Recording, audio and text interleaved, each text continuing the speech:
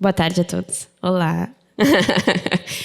Eu queria começar com algumas palavrinhas. Eu acho que é muito a propósito que a gente venha logo depois do Érico, apesar de que à primeira vista não pareça, porque o Érico é uma das figuras fundamentais para fazer com que a Virginia Woolf seja traduzida para o português aqui no Brasil.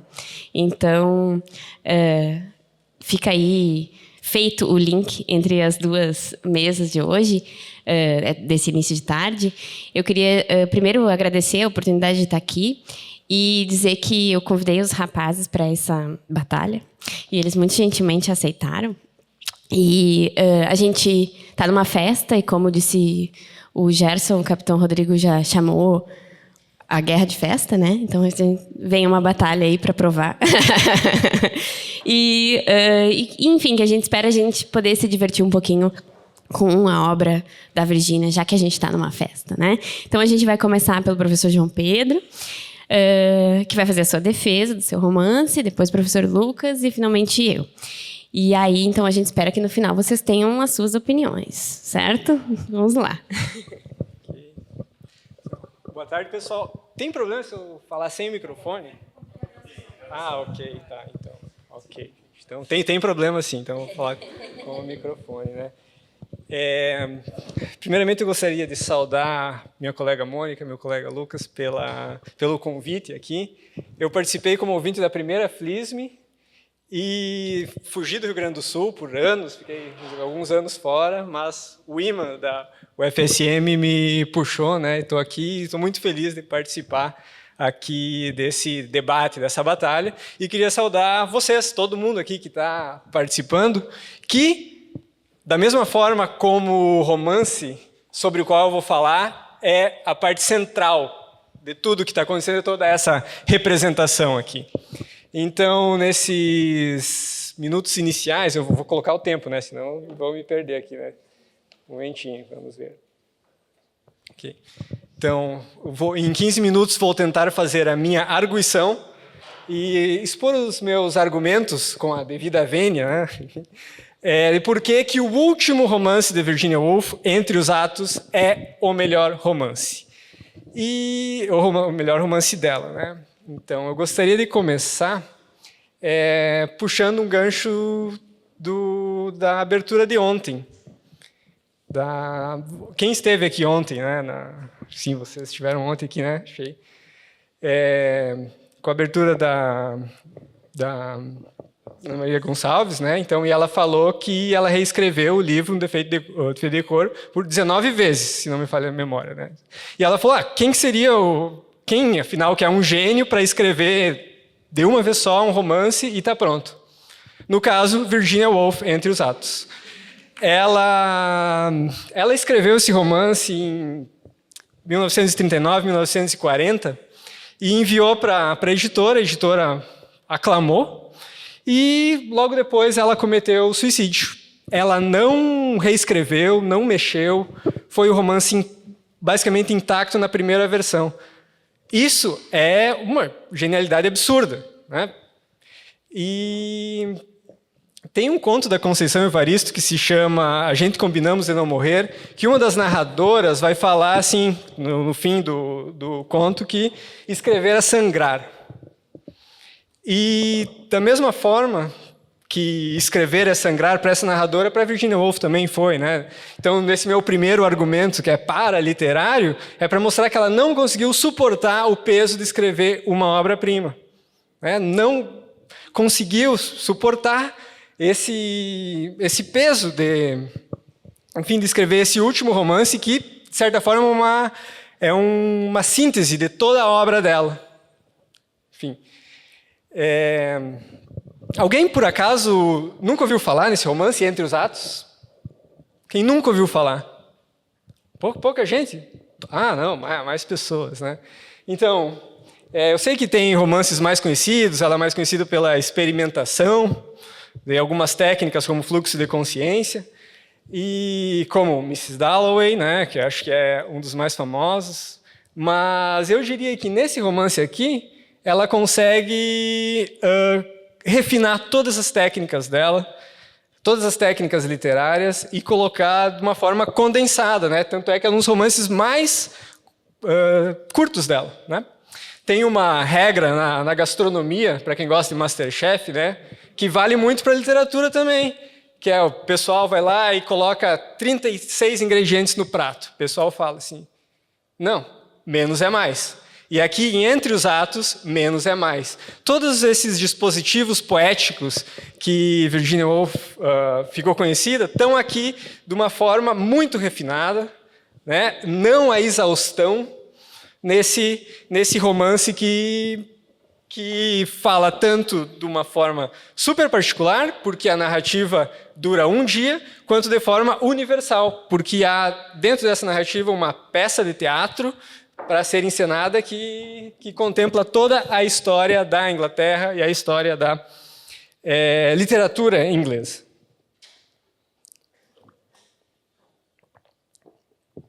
Para quem não conhece o enredo, né, desse romance, né, basicamente ele se passa em um dia num vilarejo longe dos grandes centros ingleses, em uma mansão, que nessa mansão pessoas importantes da Inglaterra moraram lá e hoje em dia mora a família Oliver. E essa família Oliver está esperando um grupo de teatro vir representar, como fazem todos os anos, durante um dia de verão, essa peça, né? E o que acontece é que, nessa peça, no fim, quem vão ser os grandes atores é o pessoal do próprio vilarejo. A diretora da peça começa a se irritar porque os atores, que são o público, erra as falas, improvisa, esquece. As vacas que vivem naquela propriedade começam a invadir o palco e começa a tomar uma proporção, essa peça de teatro começa a tomar uma proporção muito maior do que se esperava. Enfim, e essa peça de teatro, como eu falei, né, ela contempla toda a história da Inglaterra, desde os Canterbury Tales, né, os contos da cantuária, até os dias de hoje, né, e no fim, no ápice dessa peça, os atores, que são o próprio público, né, levantam espelhos, né, bem altos, assim, e todo o público começa a se ver nesse espelho. Né, e o que isso representa? Né? O que isso representa? Isso representa uma chamada para ação, que que o próprio público ali também faz, enfim, é a parte central dessa representação da literatura também, né, o que os estudos de recepção vão falar, que basicamente a Virginia Woolf, nesse romance, ela vai antecipar todos esses estudos de recepção também, né, o que é o estudo de recepção. E vocês aqui, né, porque afinal vocês que vão decidir, né, qual vai ser o melhor romance, né. Então, da mesma forma que Mrs. Dalloway, né, que se passa, né, num dia, o tema da narrativa também se passa em um dia. Né? Orlando, né, toda a história universal da literatura, também está aqui. Né? Como eu falei, essa é a síntese, né? O melhor do melhor da Virginia Woolf está aqui entre os atos. Né? E há quem diga também, né, que um bom romance é aquele sobre o qual a gente não sabe sobre o que é. Quando pergunto para vocês, sobre o que é esse romance? Não sei. Né? Então, isso quer dizer que o romance é muito bom. E aqui o professor Antônio Bivar, que faz o prefácio desta edição de Entre os Atos, ele vai colocar que esse romance, Entre os Atos, é um romance sobre linguagem em tempo de estresse. Sim, mas não só. Esse romance é um romance sobre a tensão pré-Segunda Guerra Mundial. Sim, mas também não só. Esse romance é um romance sobre a linguagem artística e a potência da linguagem artística e até onde vão os limites da linguagem artística. Porque no fim da peça, todo mundo comenta que a peça mexeu com ele, o público, né, foi mexido, foi tocado pela peça, mas ninguém consegue entender ou dizer sobre o que é essa peça, sobre o que foi a peça. Não entendi direito. Né? E, às vezes, né, tá justamente aí a questão estética, a beleza da linguagem artística, né? De não saber colocar em palavras sobre o que Essa obra, de fato, fala, né? E Entre os Atos funciona assim. De fato, fala sobre muitas coisas, né?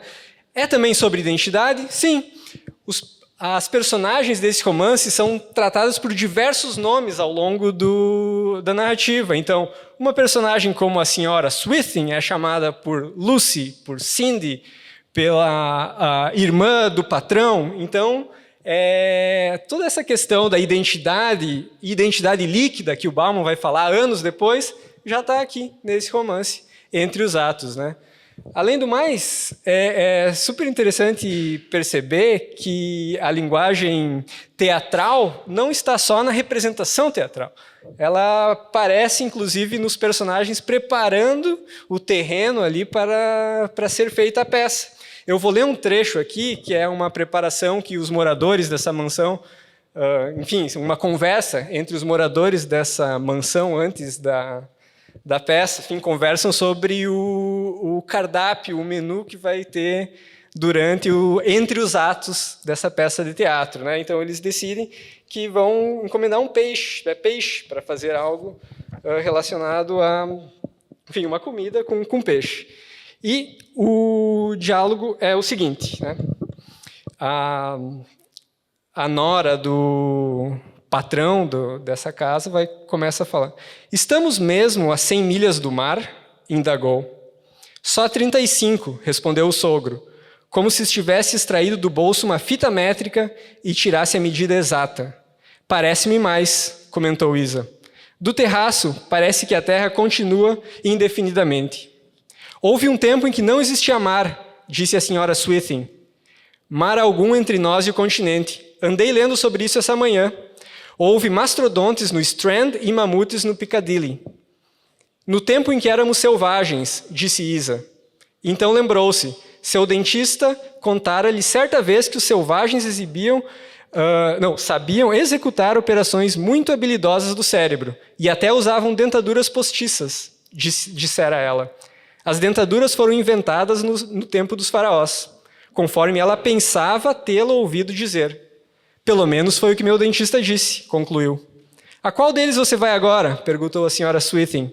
A mesma velha dupla, Betty e Bates, em Solent Street.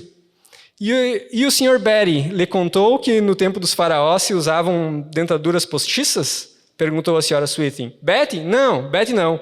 Foi Bates.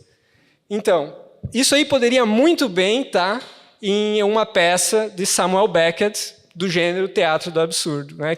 Que o gênero que começou a ser desenvolvido 20 anos depois da publicação de Entre os Atos, né? Então, Virginia Woolf não só antecipou tendências teóricas literárias, como eu falei antes dos estudos de recepção, a própria questão da morte do autor e depois a ressurreição do autor, que agora estamos debatendo muito, né, na literatura contemporânea, a metaficção no papel, na personagem Miss Latrobe, que é a diretora da peça de teatro, né?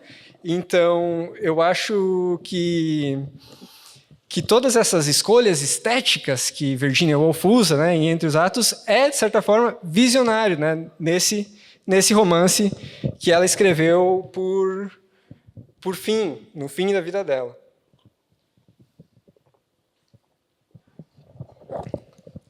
Então, chegando no final, né, dessa minha arguição, espero ter convencido, né, vocês que esse é o melhor livro, né, eu posso recapitular, então, alguns dos pontos, né, de por que eu acho que Entre os Atos é, de fato, o melhor romance de Virginia Woolf. Em primeiro lugar, é nesse romance, Entre os Atos, que ela desenvolve ao máximo e refina suas técnicas literárias. Como diz aquele humorista Chico Raiz, conta ponto. Esse aí conta ponto, né? Ela não suportou o peso de ter escrito uma obra-prima, ela não suportou o peso da genialidade dela, da mesma forma que a Ana Maria falou ontem, né? Gonçalves falou ontem aqui, que só uma pessoa que é genial que não consegue suportar esse peso, né? E Virginia Woolf não conseguiu suportar o peso de Entre os Atos, né? Além disso, é um romance sem protagonista, não tem protagonista.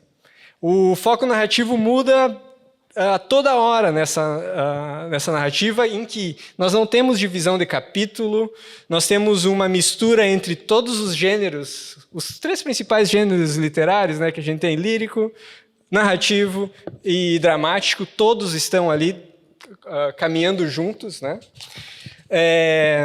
Enfim, o menos é mais da gastronomia e da literatura está aqui, né? Está condensada. Essa é a síntese de toda a obra de Virginia Woolf, Entre os Atos. Ela acabou de forma magistral, como diz o professor Antônio Bivar no prefácio, né? Enfim, ela já antecipou e antecipa, né, de forma surpreendente, tendências literárias e tendências teóricas dos estudos literários. É um romance extremamente político, sem ser panfletário, porque toda hora, durante essa apresentação, essa representação da peça de teatro, os personagens estão na iminência de acontecer alguma coisa, uma tempestade, que pode ser o símbolo, né, da Segunda Guerra Mundial. Aviões, né, passam por cima da cabeça e os personagens acham que isso é de propósito, isso está alinhado à peça e buscam achar o significado nisso aí. É um romance em que ela vai desenvolver ao máximo a potência e o poder da linguagem poética e da linguagem artística e da linguagem literária, né? Ela nos mostra isso.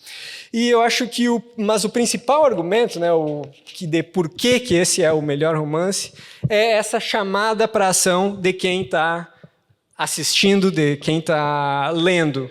Porque sem leitores, sem leitoras, sem espectadores, sem espectadoras, não há literatura, né? E o próprio a ação de levantar espelhos no fim da peça para a contemporaneidade é um símbolo muito bonito disso, né? Uma metáfora muito linda, né? De mostrar que nós temos que agir, né? Nós temos, de fato, que agir. E nós temos, de fato, que agir não só no sentido pragmático, né? Mas agir, fazer alguma coisa com o que o material literário nos mostra, né? Porque, afinal, a literatura, as artes em geral, elas têm a função de mexer com a gente, mexer com o que é humano na gente, né? Isso. E no momento que a gente não consegue fazer nada, tem uma inação a partir dessa... perante a exposição ao texto literário, ou às artes, e se isso não mexer com a gente não fazer nada, por favor, baixem as cortinas que a humanidade acabou, né? Então, esse romance, gente, e por fim, né, agora nas redes sociais tem essa tendência aí de vídeos curtos, TikTok, Instagram, de fazer vídeos curtos em looping, em que a última frase dialoga muito com a primeira frase, não é? E nesse romance, Entre os Atos, isso acontece. A última frase acontece quando o casal, o filho do patrão da casa e sua esposa, né, que estão numa crise conjugal, e aí também tem N outros temas que estão sendo tratados, né? Por exemplo, questões de gênero, questões de sexualidade aí entre os personagens. Eles não estão num casamento em crise e eles são deixados sozinhos à noite, e a última frase é essa: depois levantou-se a cortina do palco e começaram a falar. E a primeira frase deste romance, só aqui. Era uma noite de verão e na grande sala com janelas abertas para o jardim, eles conversavam sobre a fossa sanitária. Então, entre muitas interpretações, né, nós temos essa questão cíclica e uma ironia, né, com a história cíclica que vai se repetir. Isso está muito evidente na própria peça. Mas o que fica é a humanidade, o que fica é a linguagem artística, o que fica é a linguagem poética. E o que fica é Entre os Atos, como o melhor romance de Virginia Woolf. Muito obrigado e desculpe, passei um pouquinho do tempo.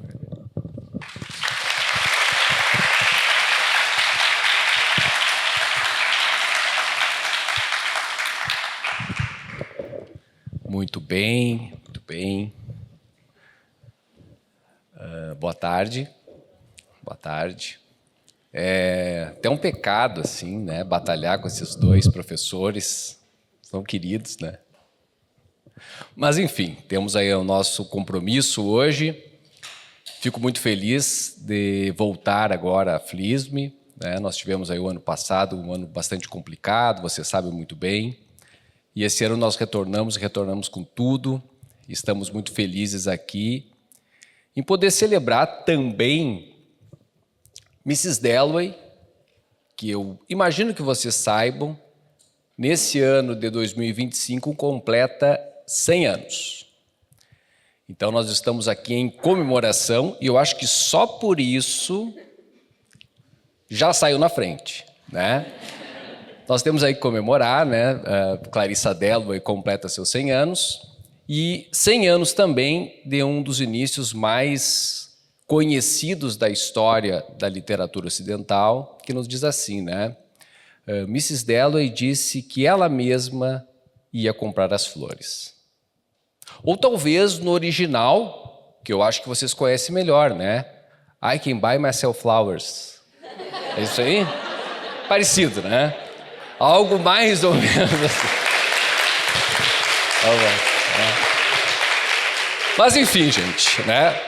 Esse romance, embora ele tenha 100 anos, ele começa um pouco antes. A Virginia Woolf tinha publicado um conto chamado Mrs. Dalloway em Bond Street, que na verdade é o início do romance, né? Com algumas modificações. Ao invés de flores, ela comprava luvas. E esse romance, então, passa a ser gestado e durante a gestação ele, na verdade, se chamaria As Horas, que, enfim, talvez fosse um título ainda mais significativo para falar sobre o que essa narrativa nos conta, né? Em termos gerais, o enredo é muito simples, né? Mrs. Dalloway, ou Clarissa Dalloway, é esposa de Richard Dalloway, ela leva o nome dele, né? Richard Dalloway é um membro do parlamento inglês, do Partido Conservador, né? Ela sai de casa para comprar as flores que, na verdade, vão servir para ornamentar a festa que ela dará à noite. No caminho, lá, ela encontra lá um amigo de sociedade, ela volta para casa, né? Ela encontra um velho amigo que, depois de 5 anos na Índia, está retornando à Inglaterra. Ela conversa com esse amigo, depois o livro continua com as andanças desse amigo, Peter Walsh, pelas ruas de Londres. Ele volta para o seu hotel. Nós temos ali, enquanto isso, também um foco narrativo que vai para um personagem chamado Sétimos, que tem alguns problemas mentais, um estresse pós-traumático. E o final do romance é a festa dada pela Clarissa Dalloway. Então, tudo acontece, assim como entre atos, em apenas um dia, e mais precisamente entre 10 horas da manhã e a meia-noite. Mas enfim, né? Se o livro fala só apenas sobre um dia, alguns personagens assim, sem muitas coisas para serem contadas, para serem evidenciadas, por que esse romance acaba sendo tão especial, né? Por que ele nos convence? Por que ele se tornou, de fato, um clássico moderno? Obviamente, nós não temos tempo, né, para falar sobre todas as qualidades do Mrs. Dalloway, mas eu imagino que, principalmente, e isso muito é se falado pela crítica, que o romance explora o fluxo de consciência. Mas o fluxo de consciência da Virginia Woolf é um pouco diferente daquele que nós encontramos no Marcel Proust e no James Joyce, né? O fluxo de consciência da Virginia Woolf reside principalmente na memória das personagens, né? Então nós temos ali um fluxo narrativo um pouco diferente do monólogo interior, porque ele também apresenta uma certa fragmentação na forma, mas nos mostra justamente um fluxo no que diz respeito ao pensamento e à memória, dando a origem do que nós poderíamos chamar de um romance introspectivo. Mas não por isso Mrs. Dalloway se descola da realidade. Na verdade, ele fala sobre a memória da personagem, não só da Clarissa Dalloway, mas dos outros, mas a todo momento retorna para o mundo real. Porque durante estas horas, vejam bem a importância da palavra, né? Ao longo das horas, das 10 até a meia-noite, os personagens escutam o Big Bang. Então, eles estão perdidos na memória e eles voltam à realidade com o Big Bang. Eles vão para a memória e voltam com o Big Bang, como se fosse o formato de um pêndulo, né? Então, é um padrão modulado pelas horas. As personagens se perdem em seus pensamentos, mas em nenhum momento o leitor se descola do pensamento que eles têm, né? Então, vai para a realidade e retorna para a memória. Bom, mas se essas horas são tão importantes, vamos rapidamente falar sobre as horas, né? O que acontece ao longo de Mrs. Dalloway. 10 horas da manhã, Clarissa Dalloway, como vocês viram, né, sai de casa para comprar as flores, né? Então ela sai de casa para comprar algo importante para a festa que vai acontecer à noite. Se vocês pudessem sair de casa para comprar alguma coisa para uma festa que vocês dariam, seriam flores? Acho que não, né? Acho que hoje a pessoa compraria uma outra coisa. Mas enfim, ela sai de casa, é a motivação dela, né? Ela sai de casa para comprar as flores. Ela se encontra com esse amigo, que é o Hugh, né? Whitbread, que era um sujeito assim muito de sociedade, né? Também ligado ao parlamento britânico, enfim. Ela conversa, aqueles encontros na rua assim, que a pessoa quer evitar, né? Mas ela não consegue. Então ela tem que conversar ali com um sujeito, um velho conhecido. Em algum momento passa um carro que parece estar o rei presente ali, ou talvez o príncipe, talvez a rainha, né? As pessoas ficam todas em volta, assim, porque é um carro real. E além disso, enquanto ela passeia pelas ruas centrais de Londres e por alguns parques, tem um momento muito interessante que passa um avião pelo céu e é um avião que escreve palavras. E enquanto as pessoas estão completamente encantadas por aquilo, né? Tá ali o carro real, tem um avião escrevendo palavras, as pessoas estão tentando decifrar quais são as palavras, mas tem uma pessoa que não está muito contente com isso, né? Que é esse personagem chamado Sétimos Smith, que é um veterano de guerra, e ao escutar o ruído do avião, ele sente novamente todos aqueles sintomas do estresse pós-traumático que ele tem justamente por causa da guerra, né? Então ele passa mal ali, então a gente tem assim um foco que sai da memória, do pensamento, né, da Mrs. Dalloway e vai justamente para esse personagem que é o Sétimos, né? E ele ali está junto com a esposa, que é uma esposa italiana, e eles estão se preparando para ir a uma visita a um psiquiatra, né? E ele está muito preocupado, porque, enfim, não sabe o que vai acontecer nessa visita. Ele já tem um acompanhamento psicológico, mas agora ele é um sujeito lá que era um doutor muito renomado, e esse doutor poderia, quem sabe, interná-lo. E esse era o grande medo que ele tinha, né? Então, da personagem volta para Clarissa Dalloway, né? Ela volta para casa e começa, então, a se preparar, de fato, para a festa. Nessa preparação da festa, né, ela volta para casa, ali ela tem uma notícia de que o marido dela havia sido convidado para um almoço na casa da Lady Bruton, que era uma mulher assim, muito importante na sociedade, só que ela não havia sido convidada para esse almoço. Mas tudo bem, né, ela aceita isso e começa ali, na espera de receber um amigo que estava voltando da Índia, que é o Peter Walsh, ela fica pensando a respeito da festa, mas ao mesmo tempo pensando a respeito do passado. Ela está arrumando o vestido, é um vestido muito bonito, formato de sereia, um vestido verde com prata, mas ela ao mesmo tempo começa a lembrar dos amores que ela teve na vida. Eu acho essa parte mais bonita e mais interessante do livro, né? Porque ela pensa sobre esse Peter Walsh que vai visitá-la, que foi seu grande amor da juventude, né? Ela era completamente apaixonada por ele, mas ao mesmo tempo sabia que era uma relação complexa, talvez muito juvenil, né, que não daria para ela um casamento sólido.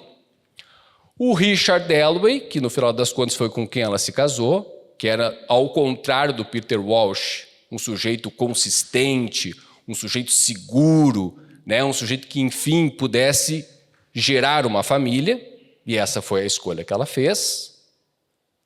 Mas, em segredo, Clarissa Dalloway pensa em Sally Settle, que era sua amiga lá na juventude e que, junto com ela, lhe ofereceu o momento mais extraordinário da vida dela, quando elas tiveram um beijo apenas, né? E ela se recorda desse acontecimento. Bom, enquanto então ela está ali pensando a respeito desses sentimentos todos, e a Sally foi alguém que ela não pôde escolher, por motivos morais e de sociedade, chega esse amigo que é o Peter Walsh, né? Eles conversam bastante, é um rapaz, é um homem, né? Rapaz não, um homem muito inseguro a respeito das coisas dele, ele está sempre manejando um canivete, assim como algo para ele poder se agarrar em alguma coisa, né? Eles conversam, a conversa é um tanto quanto melancólica, ele pergunta se ela é feliz, ela não responde, e a conversa termina com a chegada da filha da Clarissa Dalloway, né? A Elizabeth. E quando ela chega, é meio que como diz assim, olha, nós até podemos conversar, nós podemos lembrar do passado, mas olha minha filha, ela já tem 18 anos. E ela é uma pessoa que não faz parte da nossa relação, né? Então, quando ele enxerga a filha, ele cumprimenta ela, mas se despede, depois de 5 anos, né, que ele esteve fora, se despede da Clarissa e diz que vai voltar à noite lá para a festa, que, enfim, depois vai acontecer. Aí, enfim, gente, nós acompanhamos o Peter Walsh pelas ruas de Londres, né? Ele completamente volúvel, estranho, ele persegue uma mulher pela rua, ele se encanta pela mulher e persegue uma completa desconhecida. E aí tem um momento que eu acho muito legal no livro, que eu acho que vocês vão gostar no momento que vocês lerem, né? O Peter Walsh está lá num parque, que é o Regent Park, né? Ele está lá olhando as pessoas e ele observa uma menina correndo. E essa menina sai correndo, corre e se choca nas pernas de uma mulher. E ele dá risada. Só que essa mulher é a mulher dos Sétimos, aquele com problema mental. Então, daquele momento, os dois que não se conhecem, né, parte o foco narrativo para o casal novamente. Eles vão até a visita. A visita ao psiquiatra é um desastre completo. E o Dr. William Bradshaw acaba aconselhando que o Sétimo seja internado. E é nesse momento assim, que a gente percebe na voz do narrador uma visão completamente contrária ao internato de pessoas com problemas mentais, né? Porque leva ao isolamento e, naquela época, inclusive, à criminalização. E ela, a Virginia Woolf, ou até mesmo a própria Clarissa Dalloway, que a todo momento repete que ela está melhorando de uma doença, que ela passou por um período muito complicado, que ela está em recuperação, dando a entender que ela teve problemas mentais também, né? Enfim, tem esse diagnóstico, né, de que ele vai ter que ser internado. Disso passa para o almoço lá do Richard Dalloway, junto com a Lady Brunton, e ele faz esse almoço, né, tudo certo, e quando ele volta para casa, ele pensa em comprar flores, né, para a esposa. Ele compra as flores, chega em casa com a ideia de dizer que a ama, dá as flores para ela, mas não consegue dizer. Então, quer dizer, fala um pouco também daquele comportamento inglês, daquele distanciamento, daquele alinhamento, né, da falta de intimidade. Ele não consegue dizer que ama a própria esposa.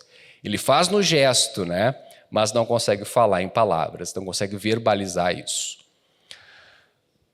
Bom, o foco volta então para a família dos Sétimos. O psiquiatra chega com as pessoas para interná-lo e ali acontece algo que eu não vou contar para vocês. Mas é algo interessante e importante dentro da narrativa. E o romance fecha, gente, justamente com a festa. Né? Na festa está o Peter... Todos os personagens que a gente... Como se fosse uma celebração do romance, né? Está lá o Peter Walsh, né? Que a gente viu um pouco antes. Está os convidados do almoço do Richard Dalloway. Né? A gente encontra todas as pessoas importantes. E, inclusive, o primeiro-ministro está lá presente. E ela conta algo que eu acho muito engraçado no livro, né? O primeiro-ministro entra na festa, as pessoas todas fingem normalidade, né? Quer dizer, vamos continuar aqui conversando, faz de conta que ele não entrou. Mas todo mundo fica olhando, né? O primeiro-ministro ali, as pessoas querem chegar perto e tudo mais. Só que a pessoa mais importante não é nem o primeiro-ministro. Nesta festa vai aparecer alguém. A Sally Settle. Vocês lembram dela? Então, aquela amiga da Clarissa, que enfim protagonizou o momento mais extraordinário da vida dela, e ela volta agora, depois de todos esses anos, casada com o industrial de Manchester e com 5 filhos. E é o encontro de todos eles naquele final, né? Bom, gente, para resumir agora, já que o tempo está terminando, por que nós podemos considerar o Mrs. Dalloway, né, o romance mais importante, mais significativo ou melhor livro da Virginia Woolf? É um livro sutil, né? Não vai ter assim, até tem um acontecimento muito grave que eu falei para vocês, mas é um livro que nós devemos sentir além de compreender, né? Ninguém é muito feliz ali. Seja ela, a personagem principal, seja o Peter Walsh, que é o amigo, né? Seja o próprio marido dela ou a Sally. Nenhum personagem cumpre aquilo que ele sonha na juventude. E eu penso aqui que vocês, na sua grande maioria, são jovens. Então é um romance amargo da vida adulta. E por isso talvez ele dê algo importante a vocês que ainda não chegaram nessa fase de maturidade, né? Então eu digo, gente, que Mrs. Dalloway é um romance que fala sobre a preciosidade da vida, né? É um romance que fala sobre as horas, sobre a importância do tempo. E principalmente um romance sobre a urgência de respeitar os nossos desejos. Há 100 anos, Clarissa Dalloway saiu para comprar as flores e parece que nunca mais voltou. Obrigado.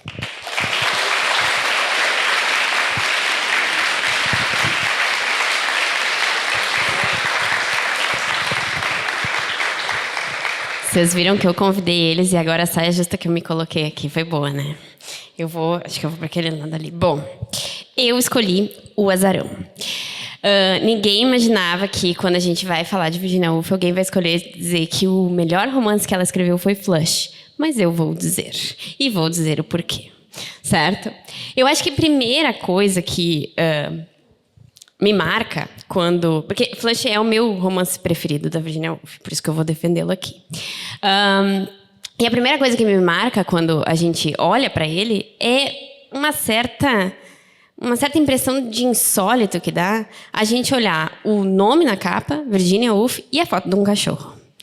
Né? A gente vai olhando ali pensando, Virginia Woolf, modernista, vanguardista, escritora séria. E a foto de um Cocker Spaniel, todo fofinho e bonitinho, sentadinho, posando para seu retrato.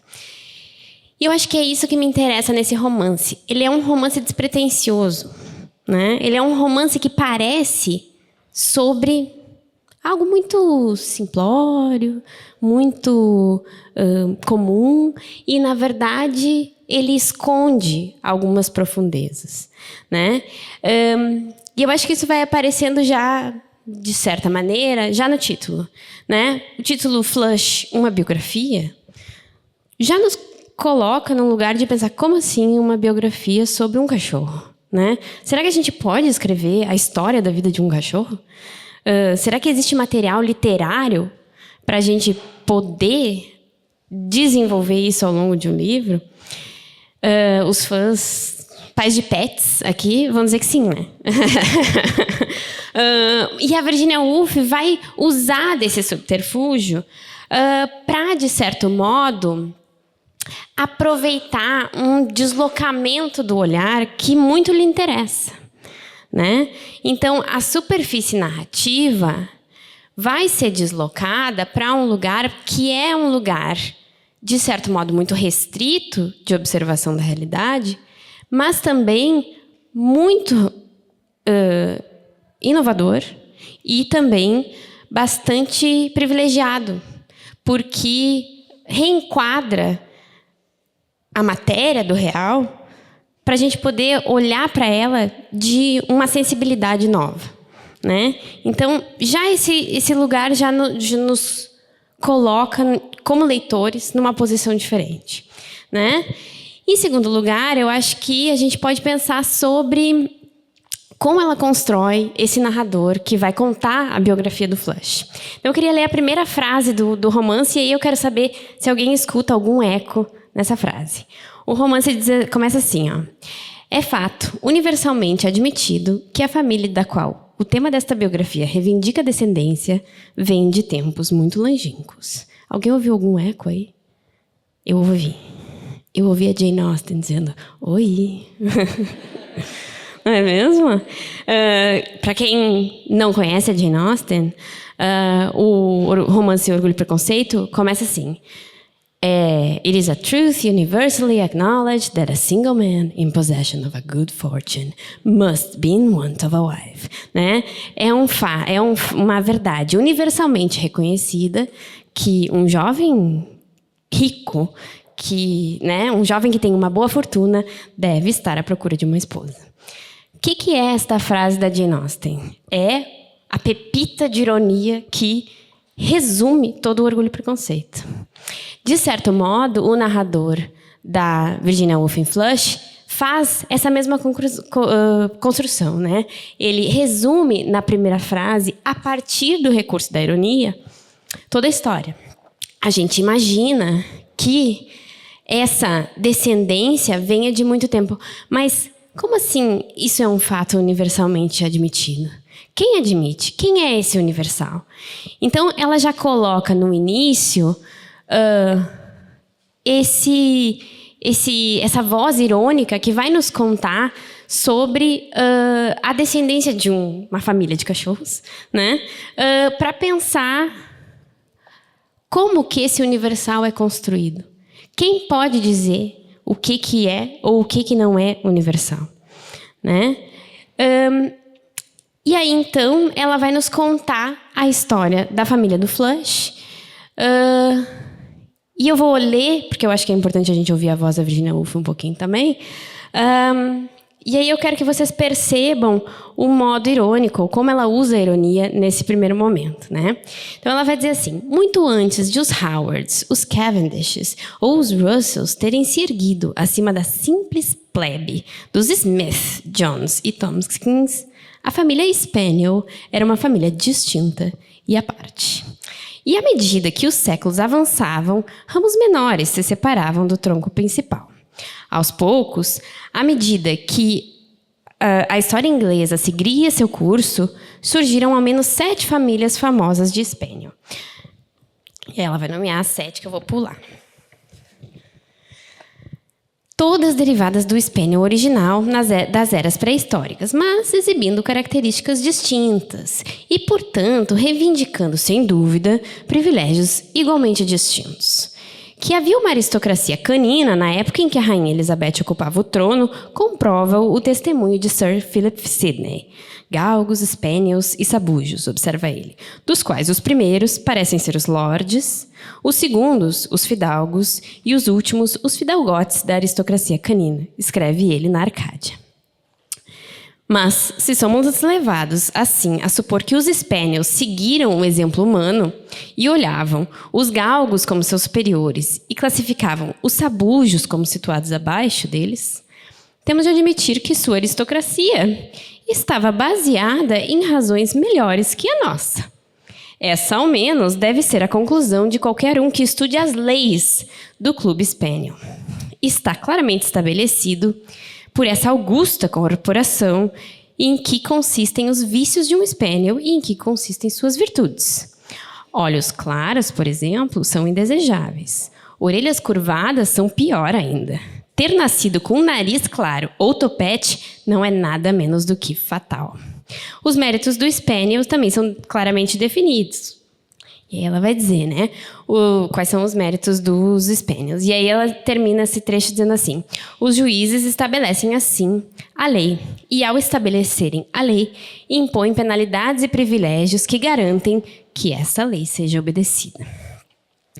Vocês não acham que tem um tom irônico todo nessa descrição dessas aristocracias e como elas são definidas? E, para além disso, será que ela não está falando também de outra coisa enquanto ela fala dos cachorros? Ou será que é mesmo sobre cachorros? Né? eu acho que é importante a gente pensar, então, no contexto em que o livro é escrito. O livro é escrito e publicado em 1933. Para quem lembra, 1933 é o ano da morte de Ricardo Reis, do Saramago, né? O ano da ascensão do Partido Nazista ao poder na Alemanha, o ano em que a gente vê uma Europa armando o que vai se tornar o conflito na Segunda Guerra Mundial. E todas essas ideologias fascistas ganhando cada vez mais volume. Ideologias essas que estavam baseadas numa ideia científica de que existiam, sim, leis que poderiam dizer quem era ou não era melhor do que o outro, certo? Então, me parece aqui que ao, de certo modo, ridicularizar a aristocracia canina, ela também abre espaço para repensar que aristocracia é essa que os povos europeus que se arrogam dessa grande privilégio de tê-las, né, construíram. Então, Flush fala sobre cachorros, mas ao falar dos cachorros está falando da gente, né? Eu acho que é importante notar, assim como quase um parênteses, que a UF, enquanto posicionamento político, não é pacífica, né? Ou não é sem problemas, né? Ela foi, por muito tempo, muito amiga das pessoas que organizaram o Partido Nacionalista Inglês, né? O movimento nacionalista inglês. E movimento esse que tinha tons bastante fascistas, né? Que defendia, enfim, principalmente uma visão de Estado muito semelhante à visão de Mussolini, que tinha vínculos de amizade entre os seus membros e o Mussolini, principalmente. Também o Hitler. E aí até recomendo outras leituras de outras romancistas, como, por exemplo, a Nancy Mitford, que é uma romancista do mesmo período, assim, e que escreve romances cômicos sobre esse assunto, né? Os nacionalistas ingleses e quanto eles eram ridículos. Mas, enfim... no momento em que esse movimento começa a se mostrar mais antissemita mesmo, tanto a Virginia como seu esposo, o Leonard, vão se afastar e começar uma crítica mais ferrenha do movimento. Enfim, contextualizando que o Leonard era judeu, né, de família judia, então eles na Howard Press vão publicar. A Virginia, em 1938, vai publicar Três Guinéus, que é um ensaio que vai falar sobre o problema do fascismo. E o Leonard, ele também publica um ensaio que chama Quack Quack, em que ele ridiculariza o fascismo italiano, principalmente. E uma crítica americana, chamada Anna Snaith, vai dizer que a gente poderia ler o Flush nesse conjunto de textos de crítica, e essa crítica bastante irônica, frente ao fascismo. Ou seja, sob um verniz de suposta leveza, tem algo que está muito denso ali, né? O Flush, na sua história, é um cachorrinho que é dado por uma senhora, a outra, uma jovem inválida, que fica presa num quarto, numa rua cheia de mansões, todas iguaizinhas, na Londres, do começo da metade do século XIX, né? O texto se passa no século XIX. Essa dona inicial, né, quem cria o Flush, se chama Mary Mitford, Mary Russell Mitford, que é uma escritora do século XIX, que, aliás, tinha conhecido a Jane Austen, então todo mundo se conhece na Inglaterra, pelo jeito. E vai acabar ficando amiga dessa jovem, chama Elizabeth Barrett. A Elizabeth Barrett vai um dia se tornar Elizabeth Barrett Browning e vai ser uma grande poeta e uma poeta por quem a Virginia tem um certo interesse especial, né? Eu quero ler para vocês mais um pedacinho, que é a chegada do Flush no quarto. Para a gente também perceber como que essa matéria da realidade é passada pelos olhos do cachorro. E como que a Virginia Woolf é tão hábil em tentar se posicionar nesse lugar, né? E aí, então, a gente tem o seguinte trecho. O quarto da senhorita Barrett, pois é dele que se trata, devia ser escuro, segundo todos os relatos. A luz, normalmente obscurecida por uma cortina de verde adamascado, era, no verão, esmaecida pela era, pelos feijoeiros escarlates, pelos convólulos e pelos nastúrcios que cresciam da floreira da janela. No começo, Flush não conseguia distinguir nada na lívida e esverdeada escuridão, a não ser 5 globos brancos misteriosamente tremeluzindo no ar. Mas, de novo, era o cheiro do quarto que o dominava.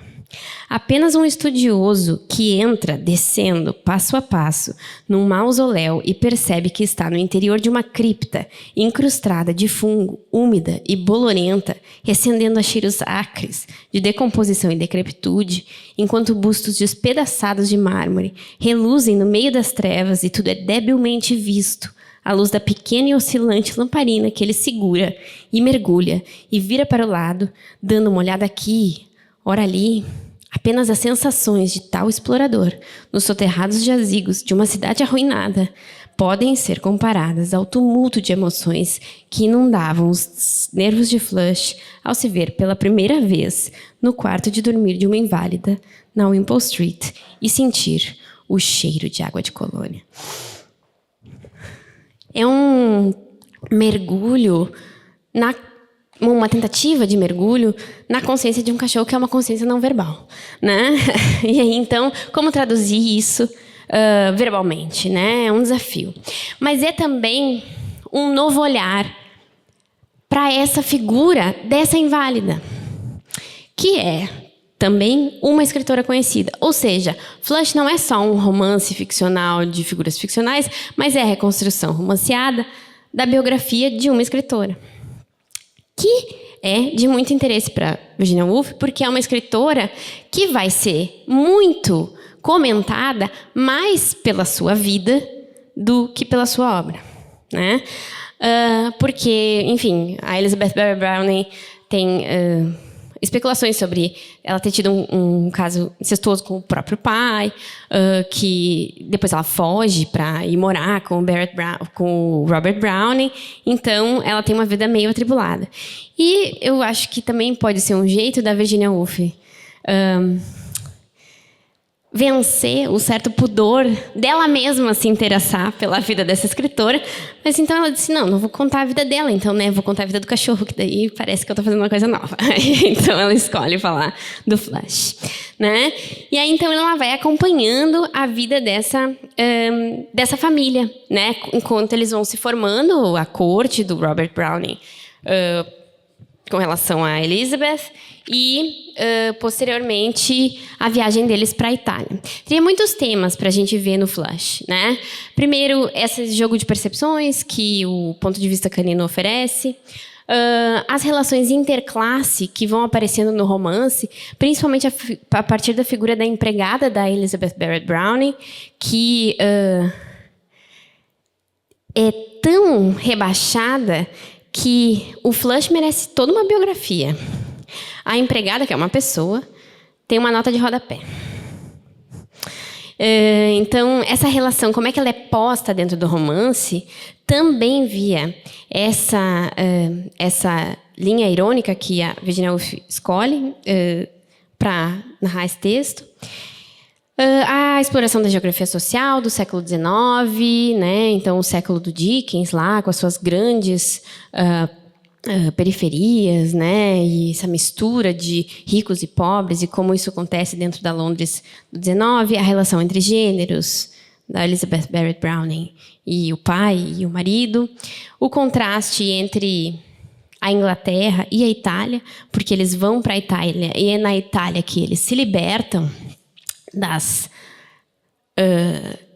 amarras que a aristocracia pede com que eles se comportem, certo? E lá eles encontram a liberdade. Mas, de novo, que liberdade é essa que se pode encontrar na Itália em 1933. Né? Então, o texto está sempre cutucando um pouco os leitores. Né? Mas eu vou fechar como o livro fecha, abruptamente. O livro fecha assim. Escrever esse poema, a Elizabeth, um dia, anos atrás, na Wimpole Street, no momento em que se sentia muito infeliz. Agora ela estava feliz. Agora estava envelhecendo. E Flush também. Inclinou-se sobre ele um instante. O rosto dela, com a sua ampla boca e seus imensos olhos e seus densos cacheados, ainda se parecia estranhamente com o dele.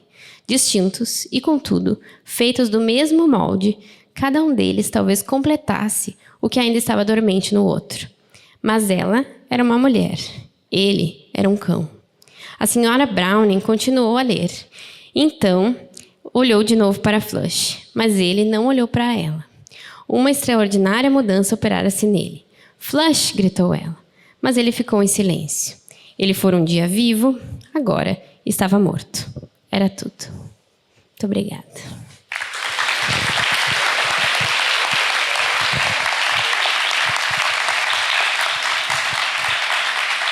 Eu vou fechar.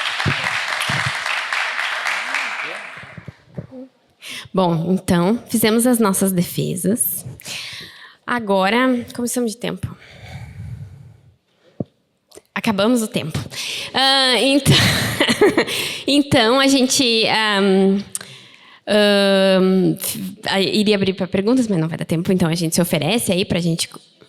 Uma pergunta, né? Alguém... não, porque eu estava assim... Puft. Se alguém tiver alguma pergunta, então agora é a hora para nos fazer, para qualquer um de nós. Algum comentário? Ou a mesma pergunta para os três. Pode fazer. Venha cá.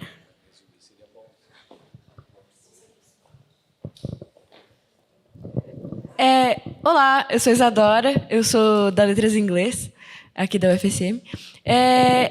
Eu queria fazer uma pergunta. Não é uma pergunta geral sobre a atividade.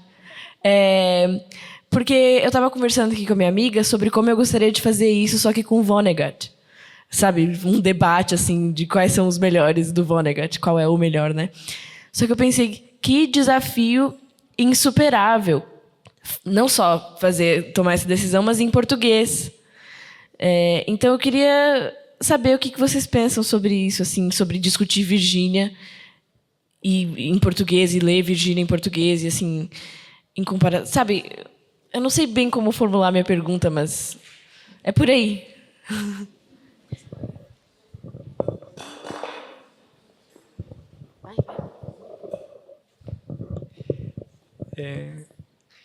Se eu entendi bem, eu acho que a tua pergunta vai mais no sentido da questão da tradução. Se tem alguma interferência, obras traduzidas para um debate assim. Não só as obras traduzidas para ler elas, traduzidas para debater, mas a conversa inteira. Entendeu? Eu não sei se isso faz sentido. Eu acho que depende muito, né, do contexto, né? Porque acho que aqui, considerando, né, o público geral, né, que já vai ao encontro do meu argumento, né, que o público, da mesma forma que entre os atos, né, já vou puxar para... Mas, enfim, né, que o público é o mais importante elemento, né, de toda essa representação que nós estamos representando aqui como entre os atos, né? Eu acho que esse é o primeiro ponto, assim, considerar quem é o público para ver, né, como que esse debate acontece. E não sei, eu acho que da mesma forma que a Mônica e que o Lucas, né, acho que a gente conseguiu fazer um debate, né, com obras da Virginia Woolf que foram escritas originalmente em inglês, mas a gente conseguiu abordar em português, né? Então, eu acho que isso também mostra, né, a importância do que é os estudos da tradução, né? Acho que é isso, assim, enfim, os meus... Eu concordo com o João. Eu acho que a Virgínia é um caso de sucesso das traduções. A gente tem quase toda a obra dela traduzida, né? Algumas ou poucas coisas, né?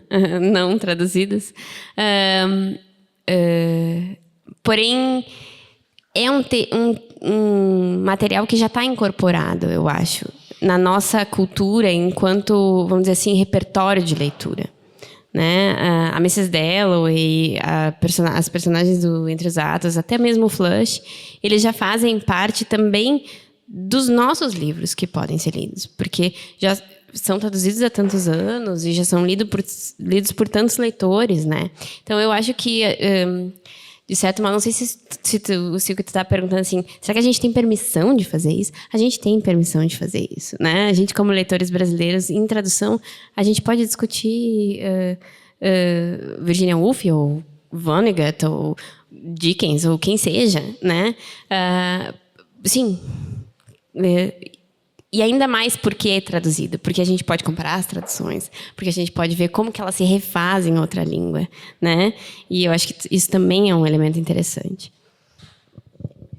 Acho que é isso, assim, não sou especialista realmente no assunto, mas, assim, Virginia Woolf foi traduzida por Borges, né, em espanhol, e provavelmente essa versão tem muito do Borges no texto da Virginia, né? Da mesma forma que o Mrs. Dalloway originalmente tinha sido traduzido pelo Mário Quintana aqui, pela Livraria do Globo. E ali a Lia Luft faz a tradução do Entre Atos, né? E existe um pouco do Quintana, um pouco da Lia Luft. Da versão da tradução que eu li, foi do Tomás Tadeu, com certeza também tem algo do Tomás Tadeu ali. Mas, mesmo assim, né, a gente percebe a identidade narrativa dela, da linguagem, né? Também, muitas vezes, é possível, em alguma dúvida, alguma imprecisão, recorrer ao texto original para ver exatamente o significado de uma palavra, de uma expressão, né? Eu acho que isso também é interessante. Dá muito sentido para aquelas publicações bilíngues, né?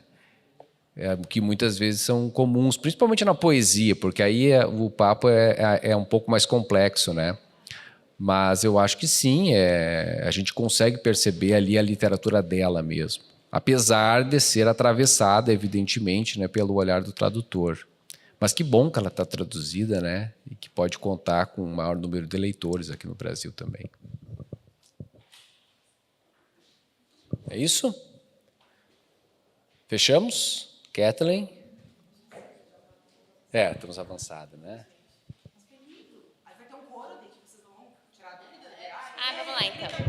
Quem vota no Entre Atos? Tem um voto lá, ó. Muito bem. Quem vota? Os alunos daqui, os alunos do João. Exatamente. Lembrem que o Flush é sobre cachorros. Bom, mas os cachorros morrem também, né? Pelo amor de Deus. Quem vota na Mrs. Dalloway? Olha aí, ó. É marmelada.